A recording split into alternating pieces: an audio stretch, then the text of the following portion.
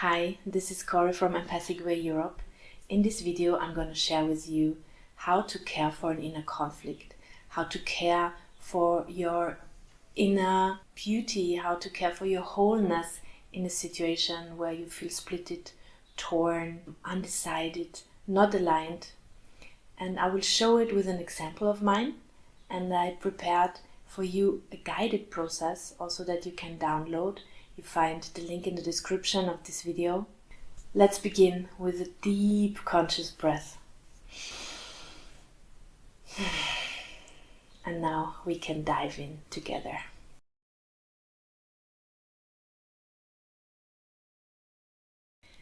Before we dive, I want to express my gratitude to Henrik for the opportunity to share this video on his channel Giraffe NVC. It's not about avoiding conflicts or inner conflicts, it's about how we respond to them and how we care for our inner conflicts. Inner conflicts are an invitation for us to look deeper and to connect with what we really want to live, who we really are, that we get in alignment with our values, our feelings, our needs. They show up in different flavors. It can be something like where we do things that we actually don't want to do, or say things or think things that we actually don't want to think or say, or where we don't do the things that we actually want to do, where we don't think the thoughts and believe the beliefs that we actually want to believe, or where we are conflicted in a way that we overthink decisions, that we cannot decide, that we get stuck in our decision process, or we start to really regret our decisions. And they also show up in a way where we see that things that occur on the outside, that our life reflect back to us, are not aligned with what we feel, who we truly are. And there might be themes in your life where it's quite obvious, where you are quite aware of this inner conflict, and there might be themes in your life where it's just a sense of disalignment, but you don't really know where it comes from, or you don't really know the source of your discomfort or your unease. It can be very confusing because there can also be a sense of there's something in us that is working against us actually. And so we start to force ourselves into doing something or really getting hard on ourselves. And then we enter the cycle of self-blame, self-doubt, self-judgment, where the struggle gets bigger and bigger, and then the inner conflict starts to be an inner battle. And this is really exhausting and takes all our energy, all our attention, and we get into a state where we are actually violent with ourselves. And that's why it's so important to be aware that conflicts don't arise because something is out of alignment or because we change, but it's the other way around. Because we change and because we get into alignment, conflicts occur. Conflicts are the sign of constant change, and we need to care for them, to care also for the change and for our path of integration. What is asking to be integrated are parts that we have learned to hide, that we have learned to repress and not show, and not the best even not think about it or deal with it in any way. Because it's something where we have learned that it's bad, that it's not enough, that it's not wanted. It's really about unwanted identities, for example, like being shy, being a victim, being weak, being too much.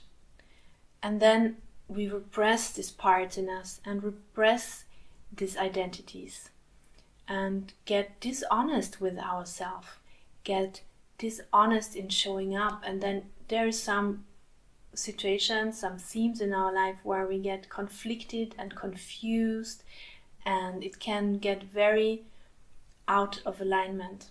And it can get very complex. For me, one of the main things where I enter into an internal or inner conflict is already the knowing that it's not about either or, but it's much more about both both and. So I don't have to go into an inner conflict and think there is some part I need to get rid of because it's bad to be, for example, a good person. So I get rid of all the parts in me that are not good, that are angry, that are impatient, that are now noisy, loud, violent, whatever. All those parts I want to get rid of, and just the part that is a good person is allowed to live. But when I go into my inner conflict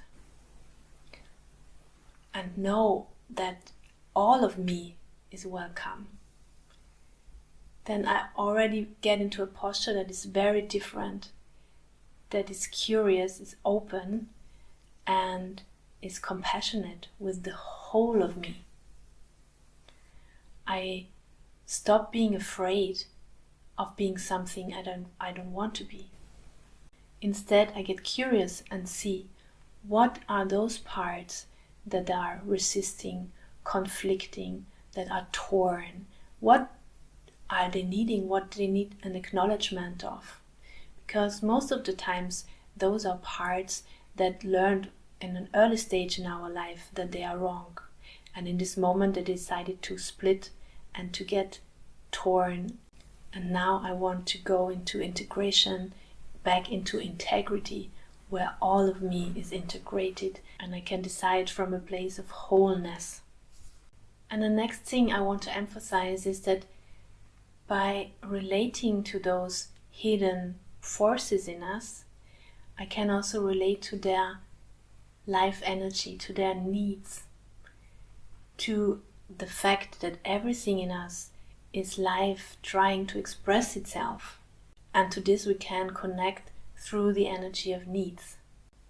On the level of needs, there are no conflicts. On the level of needs, there is the invitation to take those energy forces and let them play together, and let them get creative together, co-create together, that something new can arise. I'm thinking of needs like security and the need for adventure, where they are seemingly contradictory maybe. And if I invite them to play together and get creative, something new can evolve, where I can care for safety in my adventure, for example, or where I can care for small adventures in my comfort. I get rid of the idea that I already need to know how I can solve my conflict. And I also want to get, when I care for my inner conflict, I also want to get out of this posture that I need to get to a specific result. Something needs to look in a specific way. I need now to behave in a specific way or think in a specific way. But more getting into the posture of curiosity and not knowing and being open for whatever arises. And that it's more about the integration of something that is not integrated yet than of getting a specific result. Because by letting go of specific results and strategies, I open the space for much more than I can ever imagine.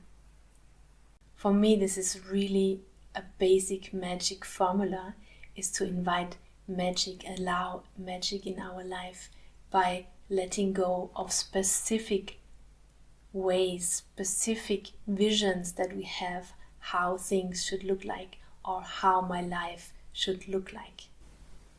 So let's get concrete how we care for an inner conflict. I show you an example of mine and then I invite you to do the same with an example of yours. My inner conflict example is that I love to go in the forest and I would like to do it every day or nearly every day, and I don't do it. I start with the wanted identity. I see already that there's many pictures I really like about myself. I like about myself that I love the forest, that I love the trees, that I love wind, nature, sun, coldness, warmness, whatever is there, and I love connecting with nature because it's so powerful and I can feel how it resources my whole beingness when I'm in the forest. And you can also see already how I start to glow, kind of, because I'm so in love with myself when I go into the forest. And then there is a part of me that holds me back to go to the forest, and maybe that doesn't like to go to the forest. And for me, it's even, I noticed that there is some shame around it to admit it, because there's many things that I tell myself about the parts of me that don't go to the forest. And I advise you to also listen to what I say. There are stories I tell myself. So it's really thoughts that I have about myself, about the part that is not going to the forest. It's something around that I'm lazy, that I don't care for my well-being, that I don't care for the things that are actually good for me. So I'm destructive, I'm tired, I'm resourceless. So, and those are the things I don't want anybody to see, actually. And I don't want to see it myself too much, because it scares me even a bit. There's even something like I'm fearing to look at this and give this so much space that I'd rather push it away. And so I take those parts that I want to push away and put them in my hand and really look at them and see those identities of me, those beliefs, those thoughts about myself as something precious that wants to tell me something about myself, and as something that has needs also. So I start to feel how it feels to have these thoughts about myself. And I can sense already some hopelessness, some sadness, some tiredness. And I also feel vulnerable. So you see, the sigh is already a good sign of something that has landed in my body. And I stay with it for a bit. Yeah, it's interesting what comes up when I stay with these feelings. I connect to situations in my childhood where I was not allowed to lie around and be lazy. And I was outside a lot. I was a lot in the garden and playing, and I guess there were times when I was just tired and I wanted to sleep long or just watch TV, and I was not really allowed to watch a lot of TV. And I connect to this girl who loved just to be in her room and read. And I feel touched when I connect to this small girl, because I see the beauty in it. I see the beauty in spending the whole day in a small room and reading and contemplating. I connect also to the art that was emerging out of these times where I was just in my space, in my small bubble. And I feel moved also because I sense how much joy it would have brought if this small girl would have had a sense of safety, of not being interrupted, and of endless time, like of real big spaciousness in her solitude. I connect to the needs of her and this part of me, and the needs are spirituality, creativity, nothingness, spaciousness, owning a sense of pace and time. Right now I sense the shift in me, the shift from either or to both and I can see that all of it is necessary in my life. The forest, the nature connection, the going out, the being nourished and resourced, and also the staying in and really diving inward and having a safe space where creativity is emerging. And they play together. I can sense it in my body already. It's a unity, it's a dance, it's emerging. And maybe you can see already the shift from me forcing and having a bad conscience and feeling unworthy and shameful about not fully dwelling every day into the forest spirit, to an open field of newness, of something that is not forcing myself but is really taking in the whole of me and wants to take care of every part of me and sees the beauty in all of me, without knowing already what needs to be done, without knowing what is the good way, the good path, and what is the bad path, but more like what is the both and path. If you feel inspired, I invite you to do the same. I've prepared a guided process for you, an inner conflict care process that you can download and access in the description of this video, where you can take a situation of yours where you feel splitted, torn, neglecting a part of you, like being in conflict and in inner conflict, and taking the time to listen to both parties in you that wants to be heard, that wants to be seen and acknowledged, and maybe want to meet each other and start, creating something new. For me, taking care of our inner conflicts is really taking care of our change and flowing with the laws of the universe, like in thermodynamics, where it's so necessary to acknowledge this friction and the heat that is created, and it's a sign of change and it's a sign of immersion. And if we use the power of this heat, of this intensity, of these intense emotions, and channel it in a way it can be really useful, and where this friction, this conflict is a sign that real interaction, that real connection and real contact is happening. Let me know in the comments if you take something for yourself from this video. Download the process, use it anytime you need it, and thank you so much for your time, for your openness and your curiosity. If you want to know more and dive more into the world of nonviolent communication and caring for connection with yourself, with others and with life, please visit our website empathiceurope.com and discover all the offers we have for you. Soon in March there will be Time for Empathy. It's a 1-week free possibility for you to explore and experience workshops all around nonviolent communication with trainers from all around the world. It's a once-a-year event. It happens the 8th time for this year. I hope to meet you there and experience learning, growth, community, depth, and so much more. Thank you for being here. Let's keep being inspired. Big love.